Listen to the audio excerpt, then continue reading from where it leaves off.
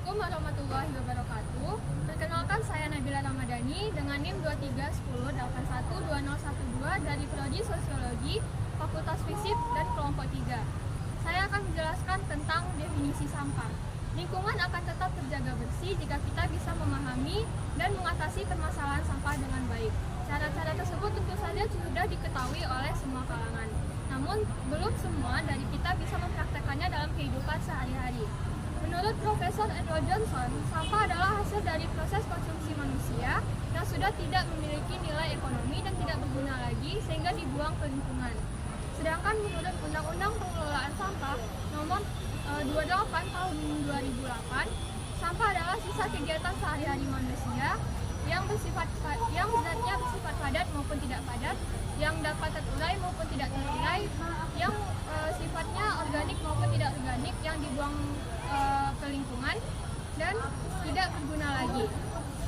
Dari pengertian tersebut kita dapat menyimpulkan bahwa prinsip dari definisi sampah adalah adanya benda padat ataupun tidak padat, berhubungan dengan kegiatan manusia dan sifatnya sudah tidak diinginkan atau tidak digunakan lagi. Sekian, terima kasih. Assalamualaikum warahmatullahi wabarakatuh. Perkenalkan, nama saya Sri Muktiana Dika dengan NIM 2310811020 dari jurusan Sosiologi, kelas Agama 29. Baiklah, saya akan menjelaskan tentang saran penanggulangan sampah pada lingkungan kampus. Yang pertama yaitu sosialisasi peningkatan kesadaran terhadap sampah bagi seluruh masyarakat kampus. Penting untuk mengedukasi seluruh anggota masyarakat kampus termasuk mahasiswa, dosen, karyawan, staf tentang dampak negatif dari sampah terhadap lingkungan dan mendorong mereka untuk mengambil langkah-langkah yang bertanggung jawab dalam pengelolaan sampah. Ini bisa dilakukan melalui berbagai cara seperti kampanye sosial, seminar, workshop, dan materi edukasi yang disebarkan secara rutin. Tujuannya adalah agar semua individu di lingkungan kampus memiliki pemahaman yang mendalam tentang pentingnya menjaga kebersihan lingkungan dan mengelola sampah dengan benar. Yang kedua, penerapan pengelolaan sampah terpadu dengan prinsip 3R, reduce, reuse, dan recycle. Yang pertama, reduce atau mengurangi.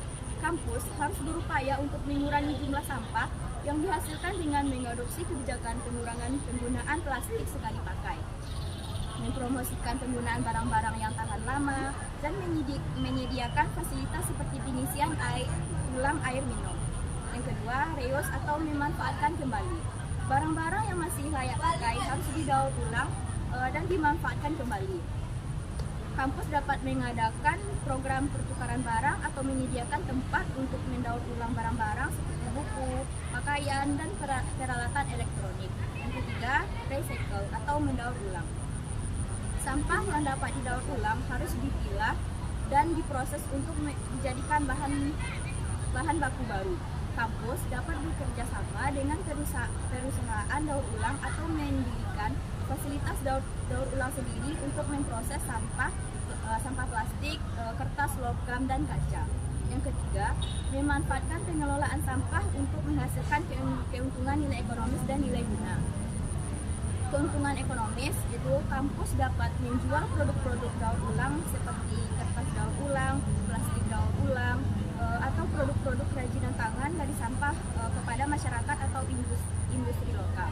Selain itu, pengelolaan sampah yang efisien juga dapat mengurangi biaya pengelolaan sampah secara keseluruhan. Kedua, nilai guna tambahan. Sampah organik dapat diolah menjadi pupuk kompos yang dapat digunakan untuk keperluan taman kampus atau dijual kepada petani lokal. Selain itu, pengelolaan sampah yang baik juga dapat menciptakan peluang kerja bagi mahasiswa atau masyarakat sekitar dalam bidang pengelolaan sampah dan daur ulang. Dengan menerapkan langkah-langkah tersebut, diharapkan kampus dapat menciptakan lingkungan yang bersih, sehat, dan berkelanjutan, serta memberikan kontribusi positif terhadap pelestarian lingkungan secara keseluruhan. Assalamualaikum warahmatullahi wabarakatuh. Perkenalkan, nama saya Gus Murni dengan NIM 2310813010 dari jurusan Sosiologi Kelompok 3. Baiklah, saya akan menjelaskan tentang permasalahan sampah di kantin EDUM Universitas Andalas. Kantin Gedung M. Kantin menjadi salah satu tempat yang dipilih oleh masyarakat kampus sebagai tempat berbelanja maupun berkumpul sesama mereka.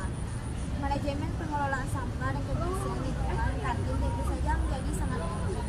Kantin di Gedung F setiap pagi dan sore hari selalu dalam keadaan bersih karena para pedagang rutin membersihkan area dagangannya.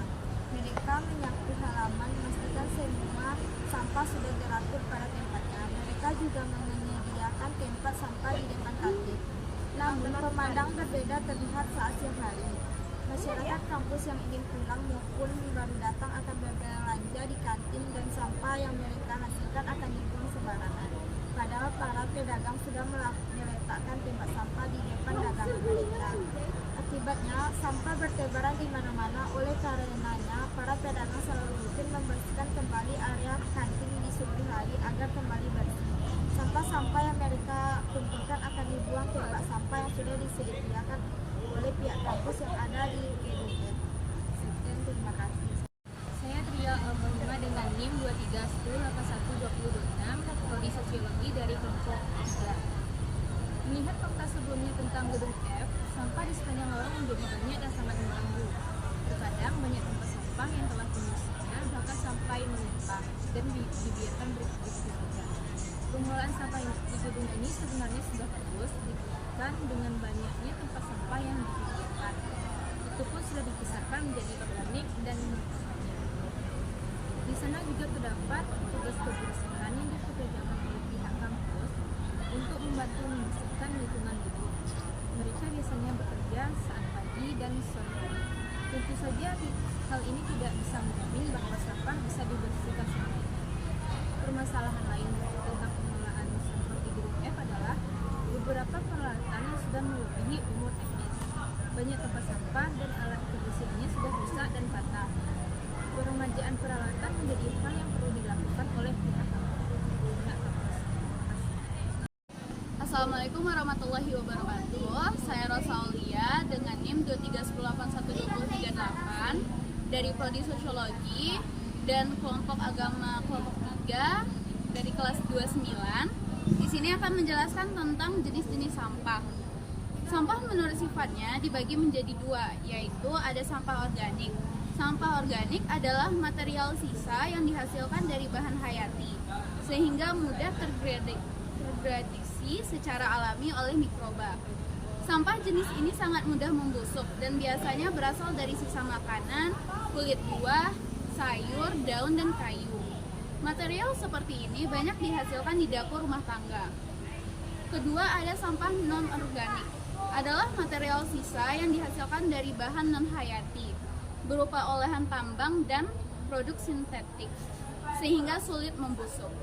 Jenis ini tidak mudah tergradasi oleh mikroba, jadi butuh waktu lama untuk dapat terurai. Sampah ini bisa berbahan plastik, kaca, logam, dan keramik, serta kertas. Assalamualaikum warahmatullahi wabarakatuh. Assalamualaikum warahmatullahi wabarakatuh. Perkenalkan, nama saya Kahairunisa Nista Salsabila dengan NIM 2310811024 dari jurusan Sosiologi dari kelompok 3. Baiklah, saya akan menjelaskan tentang dampak permasalahan sampah bagi kesehatan lingkungan. Yang pertama, penyebaran penyakit. Sampah yang tidak dikelola dengan baik dapat menjadi sarana penyebaran penyakit, seperti penyakit infeksi ataupun penyakit menular lainnya. Contohnya, sampah yang tidak diperlakukan dengan baik dapat menjadi tempat bagi serangga dan hewan yang mengandung penyakit seperti nyamuk dan dapat menularkan malaria dan demam berdarah. Yang kedua, kualitas udara. Sampah yang tidak dikelola dengan baik dapat menghasilkan gas berbahaya yang dapat mempengaruhi kualitas udara. Gas-gas ini dapat menyebabkan gangguan pernafasan, iritasi mata, dan penyakit paru-paru. Yang ketiga, kesehatan lingkungan. Sampah yang tidak dikelola dengan baik dapat mengganggu kesehatan lingkungan, seperti meningkatkan tingkat pencemaran air dan tanah. Contohnya, sampah yang tidak diperlakukan dengan baik dapat menghasilkan limbah cair yang mengandung bahan kimia berbahaya seperti pestisida dan herbisida yang dapat mempengaruhi kesehatan lingkungan dan makhluk hidup. Sekian, terima kasih. Assalamualaikum warahmatullahi wabarakatuh. Saya Zatu Azizah dengan NIM 2310811038 dari Prodi Sosiologi kelompok 3. Gedung F menjadi salah satu gedung belajar di Universitas Andalas yang sudah tidak umum lagi bagi masyarakat yang ada di sana. Sampah-sampah yang dihasilkan tidak selalu membuang sampah pada tempatnya. Di gedung ini bahkan sudah disediakan dua tempat sampah, anorganik dan organik. Walaupun begitu, tidak semua masyarakat yang ada di sini membuang sampah pada tempatnya. Banyak yang membuang di lorong. Misalnya ketika sudah berbelanja di kantin, sembari berjalan ke gedung yang mereka akan masuki, mereka akan memakan makanan yang mereka beli di kantin tadi dan akan membuang sampah tersebut di pada lorong-lorong. Hal ini tentu saja tidak hanya dilakukan oleh satu orang. Apalagi keras-keras di gedung F ini digunakan dari pagi hingga senja. Assalamualaikum warahmatullahi wabarakatuh. Perkenalkan, saya Alfira Paramita dengan NIM 2310813018 dari Departemen Sosiologi kelompok 3. Dampak pengelolaan sampah bagi mahasiswa. Yang pertama, stres dan kualitas hidup. Sampah yang tidak dikelola dengan baik dapat mengganggu kualitas hidup, seperti meningkatkan stres dan mengurangi kualitas hidup mahasiswa. Contohnya, sampah yang tidak dikelola dengan baik akan menimbulkan bau yang tidak sedap sehingga mengganggu kenyamanan lingkungan